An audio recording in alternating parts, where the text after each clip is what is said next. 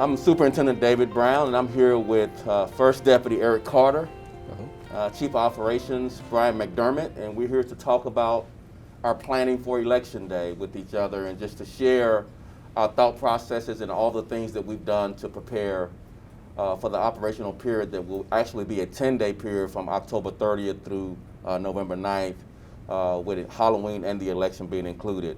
I just want to start by talking about what we've done to prepare, given our experience from over the summer, where we had civil unrest, looting, violence. And just want to kind of start with talking with First Deputy Carter. Eric, just high level, what kind of things have we been doing to prepare? Internally within the department, we've done numerous tabletop drills. We've done numerous rapid response drills, testing our response throughout the city, seeing how well and how quickly our officers can respond, but also how well they understand what they're supposed to do when they get to these locations.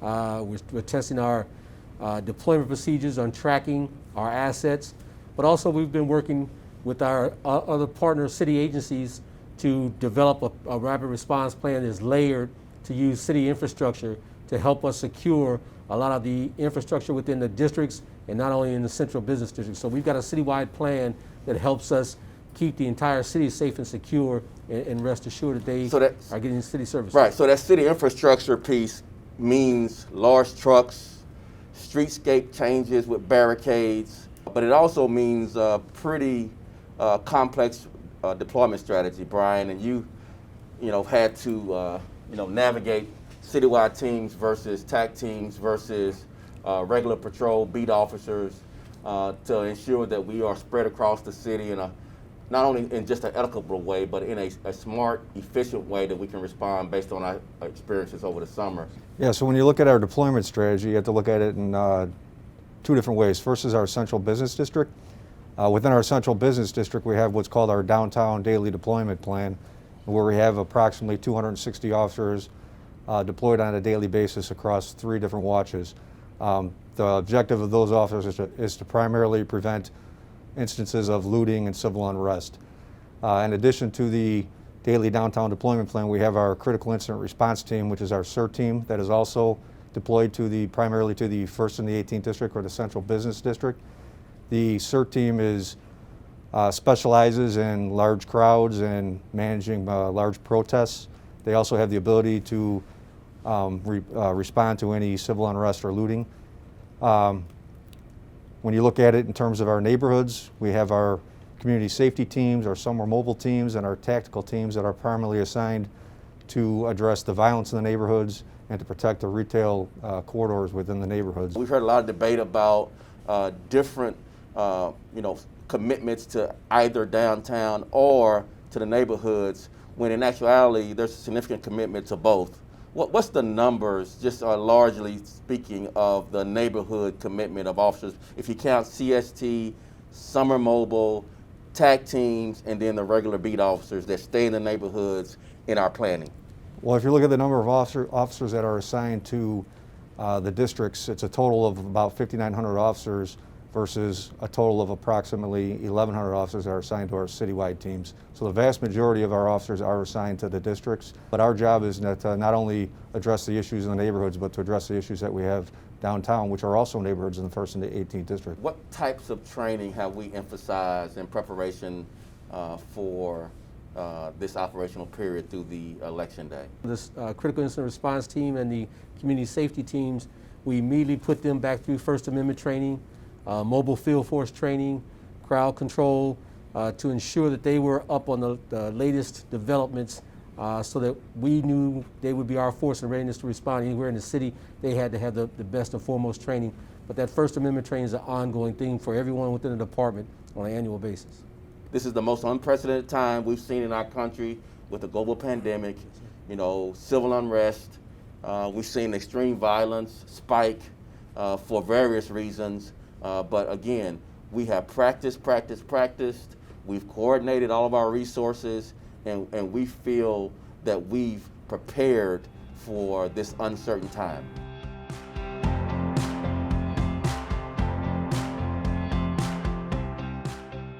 I'm here with Glen Brooks. And Glen, what do you do for Chicago Police Department? I'm the Director for Community Policing. So we're here to talk about what we are doing in preparation for the November 3rd election, which is a 10-day operational preparedness period from October 30th through November 9th. Glen, what have we done to ensure that we are engaged with the community in our preparedness?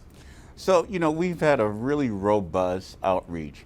We've reached out to faith-based leaders, we've reached out to community activists, we've reached out to block clubs, just to ensure that they understand that there is an effort underway to ensure the safety of not only the city at large, but the particular neighborhoods and the grocery stores and the retail corridors that the neighborhoods depend upon. When we say reaching out, who does the interaction? Is that our officers? Is that different staff? And what does that look like on an ongoing basis? So we have officers that are dedicated, we have civilian staff which are dedicated to it, we have officers that are tasked with reaching out to the business community. We really spend a lot of effort to make sure we try to get to every corner of a neighborhood. We've learned a lot of things from earlier in this year. So in all 22 districts, we have business liaison officers who've been reaching out to those business groups. We've worked extensively with BACP, which is our Business Affairs and Consumer Protection partner, and meeting with them on Mondays. We've had probably no less than 12 to 15 phone calls with chambers of commerce throughout the city, particularly on Mag Mile and in the downtown area.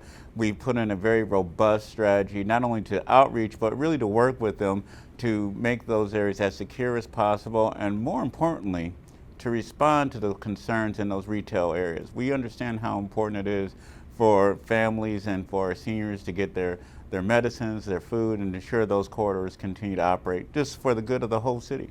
So we're doing something different in our incident command system. We're including the business community with a seat at the table in the Emergency Operations Center November 2nd, 3rd, and 4th. And we're also connected to the Business Communities Operations Center, the BOC, Yes. which is a redundant communication platform where real-time stores can let us know based on what their managers are seeing on the ground in their stores, and we can, as a city, police department included, let them know what we're seeing from an intelligence standpoint, a response standpoint. So how is all that being coordinated with CPD and the city at large? So one of the greatest lessons learned from earlier this year is the redundancy. And as you just spoke about, not only do we have a seat at the EOC, which is our Emergency Operations Center, but the BCO.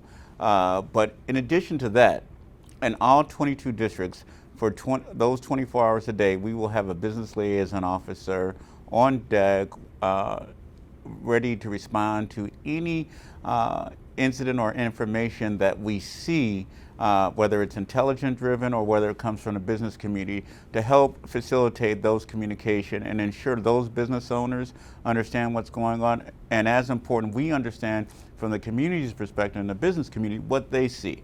So those officers are up 24 hours. They not only do they have a direct link to those business chambers of commerce, to local businesses through cell phone, but they'll be out in the community during this period also. So Glen, let's talk a little bit about protest and the sacred right to protest in this country, our First Amendment right.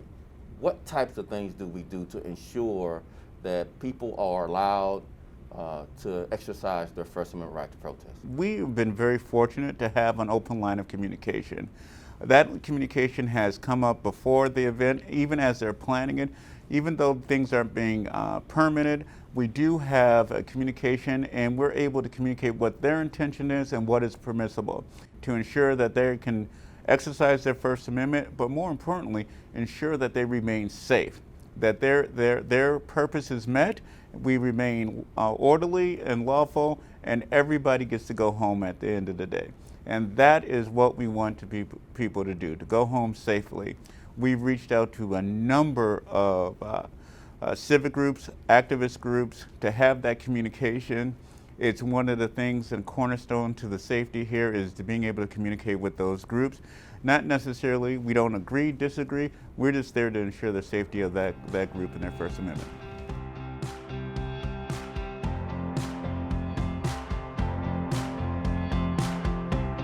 Here with Rosa Escareno, who is with the Business Affairs and Consumer Protection. Yes, it's a mouthful. Did I get that right? It's a mouthful. Okay, Rosa, tell me exactly, in preparations for the election, what have we done, given our experiences over the summer, to improve our coordination with your office and with the business community here in Chicago? Yes, you know, Superintendent, I feel like we're family now. Yes. Because we've been working together so closely all these months. Right. And so I think that speaks to the ongoing collaboration, cooperation in order to keep our city safe.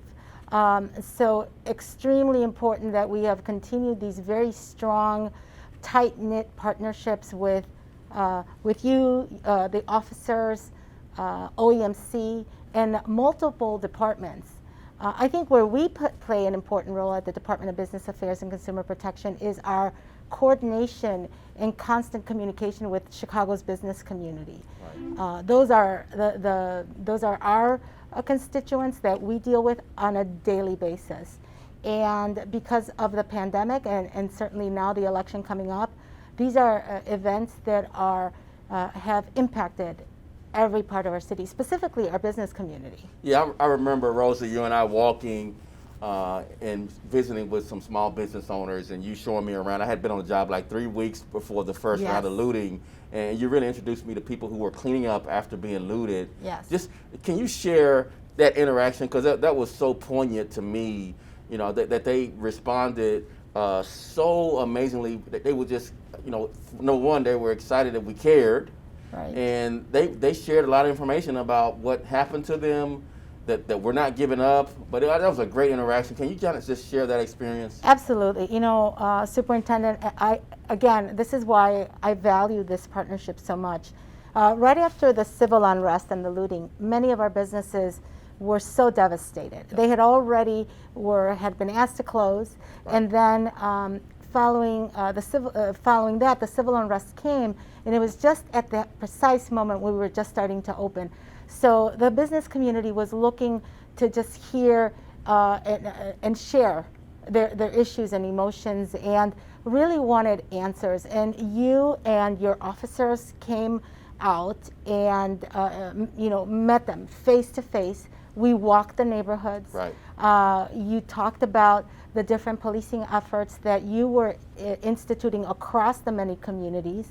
It was a very challenging time, and I think that having you and all the commanders and the officers in the many neighborhoods has been instrumental of really bringing some calm to the tension that our business community felt. And so yes, they were dealing with, you know, the looting, the damages to their properties, the inventory they had lost, really their livelihood. Right. And I think having the police department hold their hands in a way became a strong symbol of, look, we can do this together. Yeah. And I think that resiliency has continued, and now, you know, as we work together, every time, you know, a big event may be coming up, I think we have a much closer relationship. Speaking of big events, so Election Day, November 3rd, Yes. we have the Emergency Operations Center that's going to be open, but we're also going to have a different twist to the normal incident command structure inside the Emergency Operations Center, where we have a business representative that will have a seat at the table inside the EOC, and the business community will form an operations center, the BOC, where they create a redundancy of communication with us, where all the major big box retailers and others can sit at the table and communicate real time without having to call 911 or feel like they're neglected or abandoned, that there's a real communication platform for people to communicate. How is that going to enhance our ability and capability to respond? Having the business community, specifically these large business operators, is so essential, because now they can step in and take control. As you may recall, Superintendent, we were out after the looting. Some of these big box stores, you you know, oftentimes their managers are not there. Right. Oftentimes we're trying to figure out who owns the location, who do we call. Having them at the Business Operations Center and forming that is going to be instrumental, not just for the election, but as we go forward. Because having a little bit of skin in the game, this not only puts them at the center of everything we're doing, but it also, they're a resource to you and to all of us who need, under certain circumstances, need that direct and immediate contact. So extremely important. The tabletops have been amazing because these are scenario building. And I think the business community truly appreciates being a part of everything that we're doing.